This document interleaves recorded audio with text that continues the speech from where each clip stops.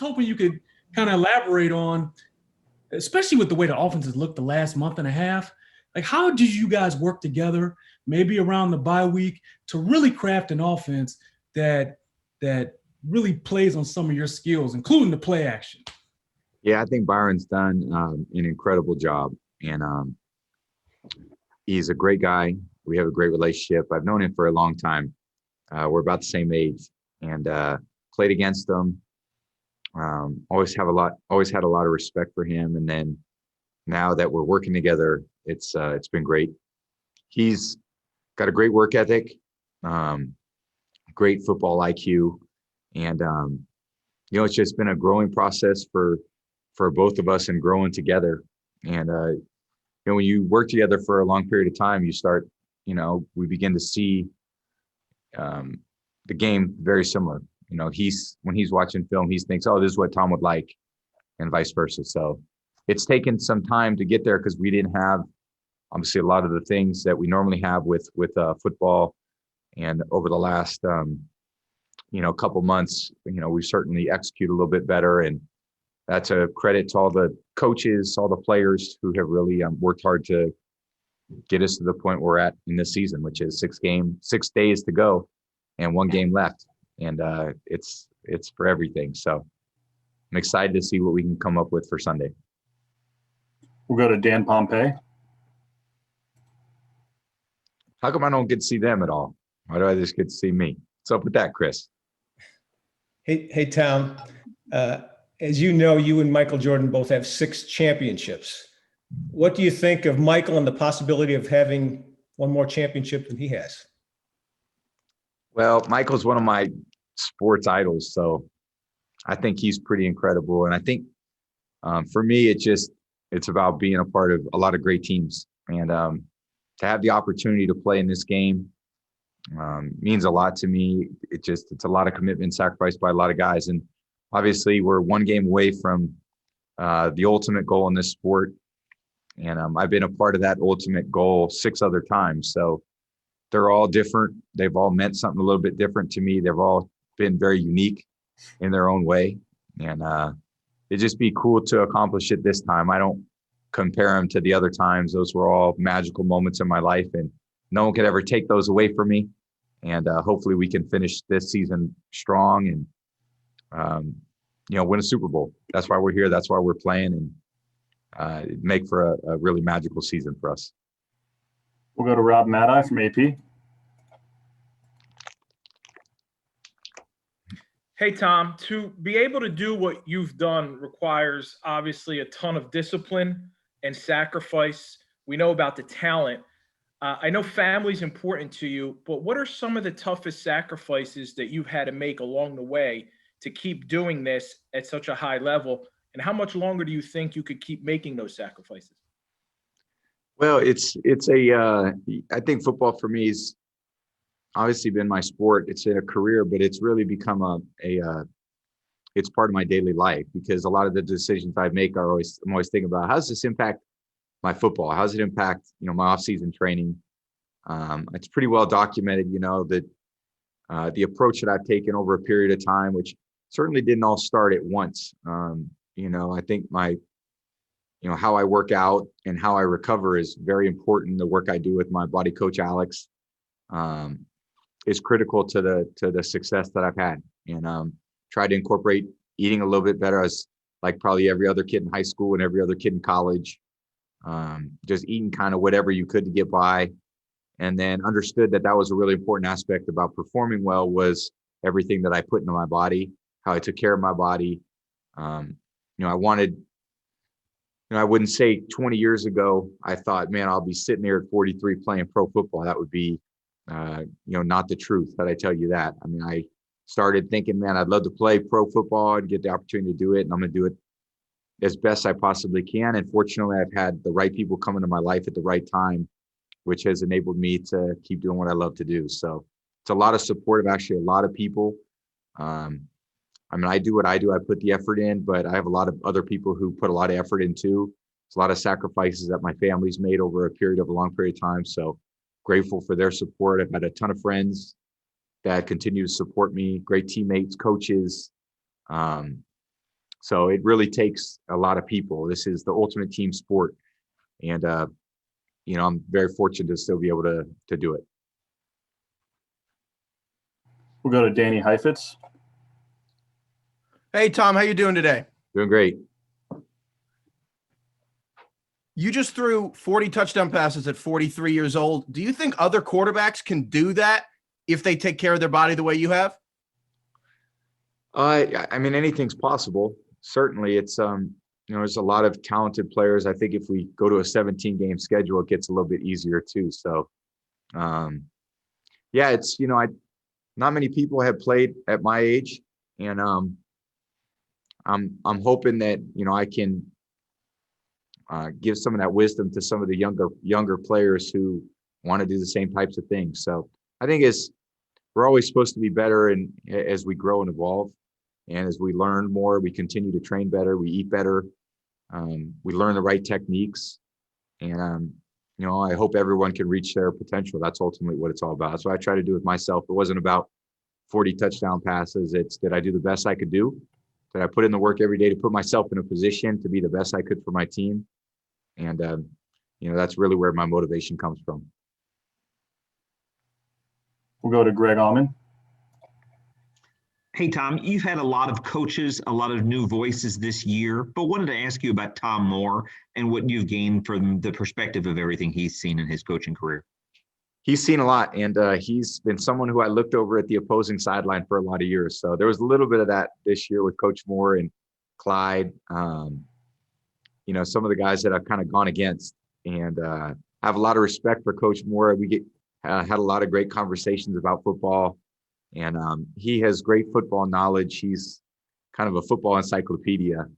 And whatever he says, I obviously try to incorporate, whether it's techniques, fundamentals, or how he sees the game, because he's had a lot of success. And, I love hearing different ideas and hearing how different people approach the game. And he's does a great job for us. We'll go to Ryan Dunleavy. Tom, I'm wondering what no risk it, no biscuit means to you, and when was the first time you heard that? I assume it was with New England. When was the first time you heard that? What'd you think of that saying? I heard of it in a press conference, and I've heard it quite a few times this year, and that's referencing BA's approach, and I really love his approach. He's coaches to win, and I don't think there's any fear he has about things not going the right way. I think he has an approach and style, and he wants us to go out there and perform at our best, and he's not going to hold anything back. And if there's an opportunity to take over the game, that's what he's going to do. So, I really enjoyed it, embraced it, and, love going out there, trying to perform for him, perform for this team. And he's done an incredible job for us this year. We'll go to Nate Burleson. Hey, what's up, Tom? How you doing? Nate, I love your show, man. You guys do a great job. Peter and Kay, you guys do a great job, man. Keep it up. I appreciate that. That means a lot, man. So I'm working on behalf of Extra, so I want to take a little bit of a different spin when I ask you a question. I've talked with Jermaine Wiggins, Randy Moss, Deion Branch, all my former teammates, and yours. And I was always fascinated with your career, being a wide receiver. And the more I hear stories about you, the more it reminds me of the stories I hear about Jordan and Kobe Bryant, rest in peace. And the more I realize that it's okay to be addicted to success, to be obsessed with wanting to be great, to be heads over heel in love with your craft. For your craft, it's football. So it's twofold. One, is it okay to change the connotation of those words? And then two, if you win this game, or the way you think, when you win this game, isn't it going to be hard as hell to walk away from it? I think it's going to be hard to walk away whenever I decide to walk away, because it's been a huge part of my life for a long time. And I love thinking about it. I think football to me is much more than just a sport, because there's a physical element, there's the mental approach, how you're going to get the job done, and there's the emotional part. And all those things, I've found kind of ways to evolve at different times so that I could maximize my potential. And I think for an individual player like myself as a quarterback, it's never about what I do. It's really always about what we do, because so much of it's being on the same page with my teammates, with the receivers, the tight ends, with the offensive line, with the coaches. And, part of the success and the enjoyment of the success is being able to enjoy that success with everybody, because everybody plays a critical role. And there's nothing you can accomplish in football without the support of the entire team. So, I chose team sports for a reason, because I love having teammates and I love sharing those experiences with those guys. And I love seeing those guys reach their potential. And I think for an older athlete like myself, so much of the enjoyment comes from me helping others too. So that's probably why I'm still doing it. It's not about, me, Tom Brady. It's about us, the Bucs, and what we can accomplish. And, we just got to go finish the deal. So it's been a great year thus far. I've learned a lot about myself, learned a lot about my teammates. But we've got a chance now to go accomplish the ultimate goal. And we're 4 quarters away. And it's going to take great effort. We're playing a great team, another team that I think has a lot of those things, and they're doing it the right way. And it's going to be a great challenge. You're the greatest, man. Thanks, man. Appreciate it. Thank you. We'll go to OCU Manura. My guy. What's up, Tom? How you? I'm happy I'm not playing you this weekend. Man, that's awesome, man. How you doing? I'm doing great. Good talking to you, man. Man, it's really good talking to you too, man. Now I got to be completely honest with you, Tom. I was one of the people who said, some of this guy's success has been down to being in New England and being with Coach Bill Belichick, but you have absolutely obliterated that narrative, man. And I'm so happy to see you, and I'm happy to see what you've done down there in Tampa. Let me just get that out the way first. You're coming clean. Is that what's going on? Exactly what's going on, man. I'm coming clean. But now, obviously, there's a guy who you're going to be going up against. People talk about it's you against Patrick Mahomes, but it's really not. It's you against that Kansas City Chiefs defense. And the guy who's the defensive coordinator was the guy who was the defensive coordinator in 2007 with the New York Giants. How do you feel about that? And, are there any differences or similarities between the two teams that you're about to go face? That 2007 game is one of my least favorite football memories, just so you know. And partly because I had a lot of you on top of me with grass stains on my back, you and Trey and Justin. And, you guys had a great defense, and you guys were an incredible opponent that day, and you guys deserved to win. So it's tough. I think Spags runs a great scheme, and I think he really caters to the strength of his players. And I think his scheme's evolved different times, and I played him several times over the last, 13, 14 years. He's got, I think he's a tremendous coach, and everyone seems to love to play for him.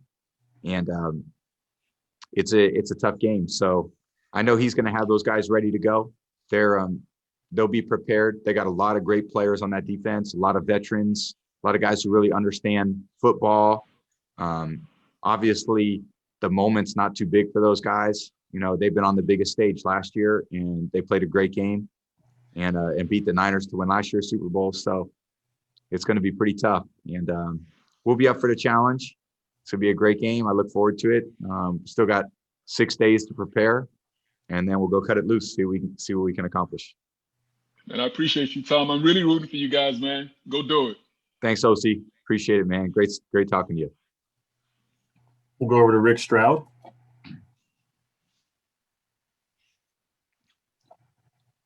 Rick? All right. We'll go over to Adam Teicher from ESPN. Hey, Tom, a couple Tyrann Mathieu questions. Have you come across a lot of defenders in your time with his kind of versatility and knowing where he is at the snap? Is it any more important than any other Chiefs defender? Yeah, it's very important. Really love Tyrann as a player, and, competed against him, saw him in college, loved his game, got drafted by the Cardinals, an incredible, talented player. Great leader, loves football, is a student of the game. I could tell he watches a lot of film. He's in on the quarterback. He wants to know what that quarterback's doing. And there's a lot of versatility. He played corner in college, played safety, played nickel. So he can cover guys, can cover tight ends, can cover receivers, can blitz. So he's just one of those incredibly talented players that can really do it all. And I think you definitely, as a quarterback, better be aware of where he's at, or else he'll change the game. And I really love him as a player. I think he's got great ball hawking ability. He seems like he's always comes up with the biggest plays in the biggest moments. He's got 7 interceptions this year. So you better believe I'll have an idea where he's at on every play, because I'm not going to let him just, roam around and make a bunch of plays. I'm sure he'll make his fair share, but hopefully I can keep the ball out of his hands. We'll go over to Sal Palantonio. Sal? I got you, Tommy. It's Hey, Sal. How you doing, man? I'm doing great. How are you? Doing great. Tom, take me back to New Orleans, your first Super Bowl. I was in that lobby waiting for you to come down, and Bill Belichick deciding that you were going to be the starting quarterback in that Super Bowl. And did you ever think in that moment that your life and your career would end like this, or would happen like this? I mean, I could never imagine it would be like this. And I don't think anybody could have. I would just say a lot of it is, the only reason you can, look at my career and get to the point where I've gotten was because of the people that I've had in my life, my coaches, teammates, family, friends, all the people that have supported me. And, it's been an incredible team effort throughout my life, on the field and off the field. And I tried to represent everybody the best possible way, tried to go play my ass off, every week. And, I'm still trying to do it. So, sport for me has never been about, I would never have thought, hey, success is, hey, passing yards or touchdowns or Super Bowls. It was always, again, trying to maximize my potential and being the best I could be. And when I showed up as a freshman in high school, didn't know how to put pads in my pants. I was just hoping to play high school football because I wanted to be like Joe Montana and Steve Young. And then when I got a chance in college, I just wanted to play at Michigan. And then when I got drafted to the Patriots, I just wanted to play. I just wanted to start. And it's just been a series of steps like that try to be a little better every year, try to learn a little bit more every year, try to grow and evolve in different areas. And my life's taken certainly a lot of different directions. I'm obviously older now, got a family, and, a lot of incredible blessings in my life. And, fast forward 21 years and sitting in Tampa, trying to go out and play a Super Bowl, win a Super Bowl in our own home stadium, which would be pretty sweet. What message would you give to Bill Belichick on this week as you prepare for this game?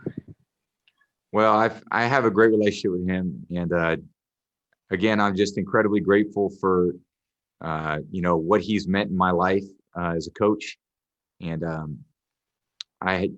he was everything you could ask for as a player. And, I love my time. I had 2 incredible decades there. And, my football journey took me to a different place. And I certainly could never have accomplished the things in my career without his support and his teachings, and incredible coach and mentor for me. And I've had a lot of those in my career, but obviously he's at the top of the list. All right, we'll go to Sarah Walsh. Hi, Tom. I'm just curious, you were talking about the experience and how you try to help others. And if you could go back to Tom Brady's Super Bowl 1, what you didn't know then compared to Tom Brady Super Bowl 10, what would Tom Brady Super Bowl 10 tell that kid back in that first Super Bowl that was suiting up to play? Well, it's a long time ago. I think what you realize, and obviously having more perspective than I did at that time, it's a tough journey to get here, and you just got to enjoy the process of the week. And, win or lose, you just got to lay it all on the line. I think it's a great game to play in because everyone's watching. It's a tough game to lose. Let me say that. So I've had some really tough losses in this game. Those stick with you for a long time. I've had some incredible wins, and I'd much rather be in the game than not be in the game. That's for sure, because the only way to win it is to be in it. But it's a pretty tough if you lose it. So you got to do everything you can to prepare yourself for what you're going to face. And we're facing a great team, offensively, defensively, really well coached, got a great kicker, a great punter. So it's a tough game. It's a tough matchup, but we'll be prepared. We'll be ready to go. We're going to go over to Panini Kid reporter Caleb Byrne. Hi, Mr. Brady. Thank you so much and congrats. Thank you, Caleb. Appreciate it. How old are you? I'm 12 years old, sir. Way to go, man. Congratulations. Thank you. So 2020 has been a absolutely insane year. The reason I am not at the Super Bowl actually on Sunday, but have you been able to find anything good in this crazy 2020 year? Absolutely. Absolutely. I think there's a lot of good to take from, tough circumstances, tough situations. And I think last year for me was obviously spent a lot more time at home with my family and less travel, and probably understood more of what the most important things in my life were. And I got to really focus on what my job was, my career, got to really focus on my kids, my family. And those are two of the most important things in my life. So it's a good question. I think there's always, anytime there's tough circumstances, it's great opportunities to grow. And I think if I look at my life and all the things that have been the most challenging things in my life, that's where the areas where I grew the most and I learned the most. So I'm grateful for those moments. I know we don't always want to go through them, but at the same time, when you do go through them and you come out the other side, you could be a much better person, much more aware of the blessings that you have in your life, and then try to, as you move forward in your life, understand that, we're always going to be here to learn and grow and, be better each and every day. We'll go to Jenna Lane.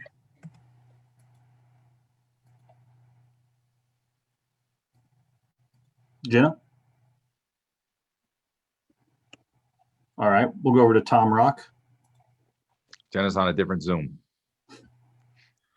Tom, I have two questions, if I could. The first one is, as what signs are you looking for to tell you that it's time to walk away? And do you think that the pull of family will be stronger than any diminished abilities in this game? And the second question is to follow up on Sal's point a little earlier. Have you heard from Bill this week? So I when to walk away, that's a good question. I think I'll know when it's time.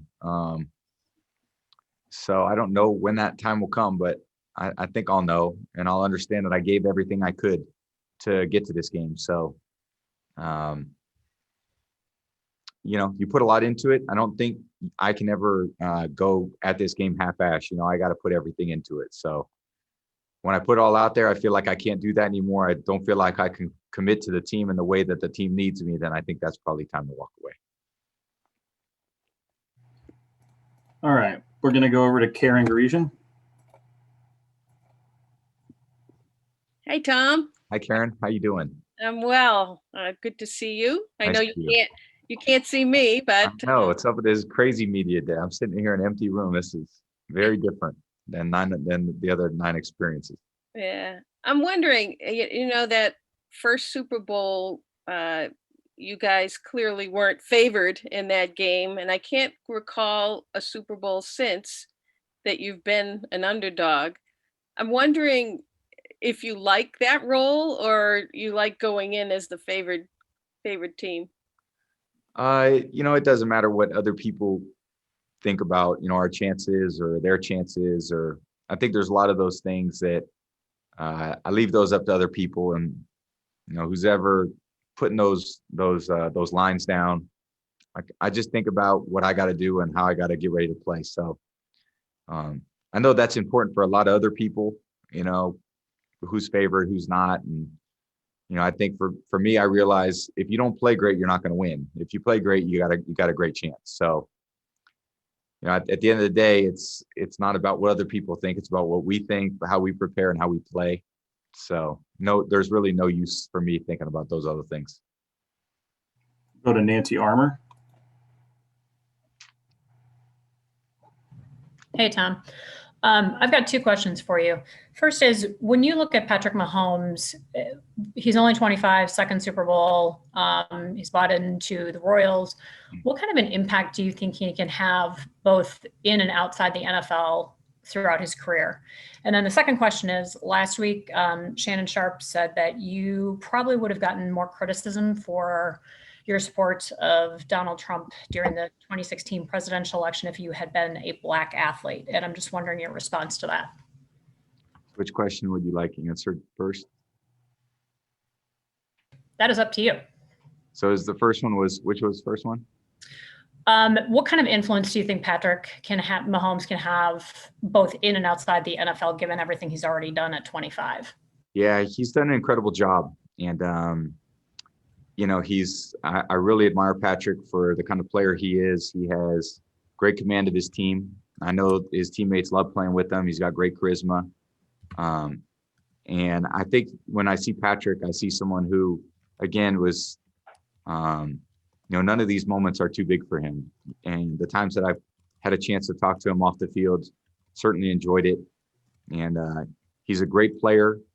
I know it's still early in his career, but what he accomplishes ultimately is going to be up to him. He's got great opportunities, got a great skill set.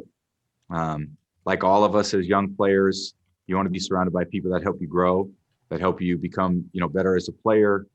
Off the field, people that you surround yourself with that help you better as a person. And, all those things are going to be up for him to decide, what choices he's going to make. So I really admire him. I think he's a tremendous player, great leader, big time performer, always seems to play the best when his team needs it the most. And just incredibly impressed by him. And then the second one? Yeah, the second was Shannon Sharpe said last week that he thinks that you probably would have gotten more criticism for your having the hat in the locker in 2015 for Trump had you been a Black athlete, or basically that Black athletes aren't given as much room to weigh in on political topics and topics that could be controversial. And I'm just wondering what your thoughts are in response to that. I'm not sure how to, respond to, hypothetical questions like that. I hope everyone can, we're in this position like I am to, again, try to be the best I could be every day as an athlete, as a player, as a person in my community, for my team and so forth. So, yeah, I'm not sure what else. We'll go over to James Palmer. Thank you. Tom, there was a lot of talk in a negative fashion about you and Bruce being different and your look at offenses maybe being different. But what did you learn and grow with from an offensive mindset about the way Bruce looks at offensive football? I'm kind of curious what you really liked about the way he did it and what you maybe didn't know beforehand and know now. Well, I think anytime you meet someone who has a different, BA's coached for a long time, and I think I was in one place for a certain period of time. He had a coaching career. And then when you can bring, kind of two versions together, I can look at a lot of those things and learn a lot of those things. And I think I, definitely did that. And, try to understand how he sees the game, how Byron sees the game, because Byron has his own approach. And I work really closely with Byron. Then I have a lot of other quarterbacks on the team like Blaine and Ryan that have been a part of some different systems. So it's been fun over the course of the year to learn about different things, about different ways to handle, different situations and kind of how I would have handled things in the past or how we handle things now. But ultimately, it's about not always being in agreement, but being in alignment, ultimately when, you take the field and the approach. So, you have to be 100% on the same page on game day, which we have been. And how we get to that point is great conversation, great learning for me. And ultimately just going out there and, again, when game day comes, you got to put, it's more reactive than anything else, and just try to go out there and perform well. And based on whatever's called, try to go out and execute as best I possibly can. We're going to go to Play 60 Kid, Amaya Brandon.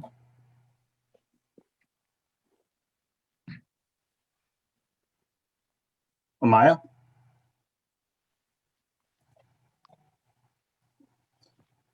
All right.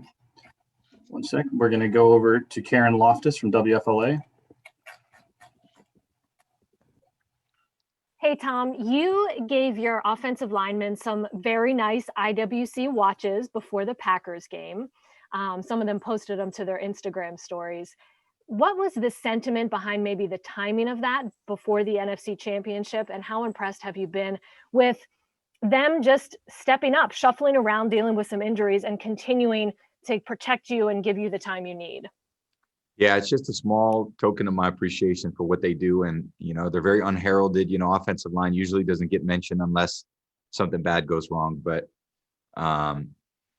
those guys have worked their tails off. There's a lot of guys who've been in and out of the lineup. Had different guys step in at different times. Donnie, Allie, Ryan, Cap, and Tristan have done a great job. Joe Haig's come in at different times. AQ. Stinney's done a great job coming in. Josh Wells has done a great job. So it's a great group. I have a lot of trust and confidence in those guys, and they performed well as the season went along. They were originally Christmas gifts, but I couldn't get them delivered in time. So there was no, whenever they got delivered, they got delivered. It just took a little longer based on kind of some of the things being shut down in Europe. But I'm just appreciative of those guys for their commitment. And it's a great group of guys. Great line coaches, Joe Gilbert, Harold Goodwin. Goody I've known for 25 years. He was one of my teammates at Michigan. So we've had a lot of time. We've had a lot of time to communicate over the last 6 months. And we're going to need to play our best game. So this would be a great time to do it in the biggest game of the year. We're going to go to Darren Smith from ESPN Kansas City.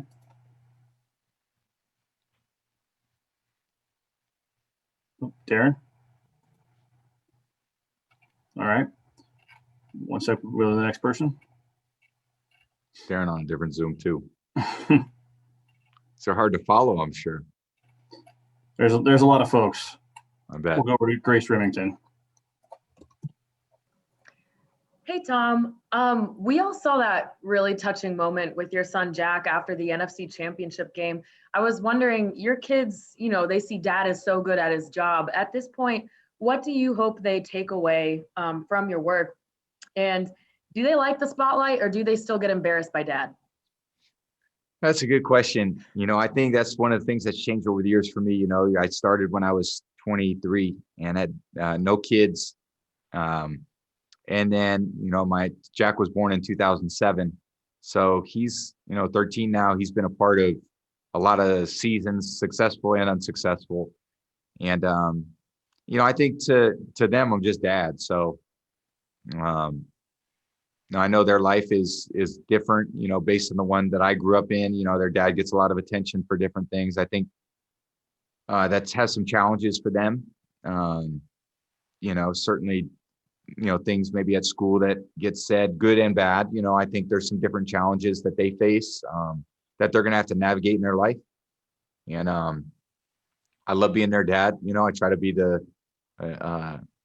best I could be for them. They don't certainly get as much time during the year, during the football season as I'd like, but the off season's coming, so I'll get a chance to spend more time with them. But, they think their dad's, I don't know what they think of their dad. Probably have to figure that out. But, my daughter's pretty supportive. I can see why, dads like having daughters, because she's pretty special, that one. We'll go to Blair Tedette from the BBC. Hi, Tom. So obviously this year is so different. But on top of it all, there aren't going to be fans at the game. I mean, there's been a lot of it leading up to this. There have been so many differences. How is this going to be different for you personally compared to the last 9 Super Bowls you've been to? And how have you prepared differently for this game? I think the football preparation's been easier. There's definitely, in a lot of ways, actually my family's been out of town for the last 6 days. They're not coming back in town until Saturday. So I really had an empty house for, will be 12 days leading up to the game. That's the most prep I've ever had. Could really focus on what I need to do from a football standpoint, have time to get my body right. There's been no travel for our team where it's a home game. That's very different. We stay at our own home. That's very different. You don't have to eat hotel food for a week. That's very different. The stadium will be, I don't know, 25,000 people. That'll be different. So a lot of the non-football stuff I'd say is entirely different. The football has been, I would say, helpful for me. I love the preparation of it. I think for me, the more I study, the more I watch, the more I understand, the more information I can, process, the better it is for me. So in that aspect, I love having the 2 weeks that we have, and with 6 days left, it'll go really quickly. But I'm going to use it as best I can. Try to be as physically prepared, as much time with my body coach Alex Guerrero as possible, as much time studying film as possible, and then not wasting any energy and being prepared for a long day on Sunday, because it's a long day of football. But we got to be at our best. We're gonna go back to Amaya Brandon from Play 60. See if her microphone's working. All right, we're gonna go over to Joey Knight from the Tampa Bay Times. Joey, you there? Just speaking more on just this being a unique Super Bowl. I mean, in your own home, waking up in your own bed, just being able just to go home after work. Just how different is all that? It's all different. It's all very unique to this year only. So,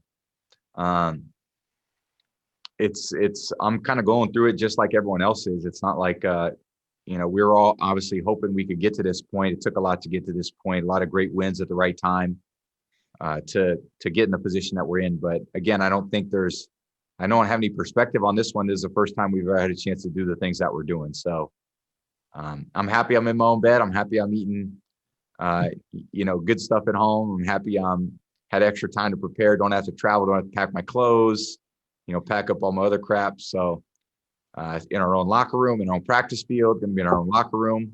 So in the end, I think there's some real positives to take from it. Go to Richard Grave from Sky Sports News.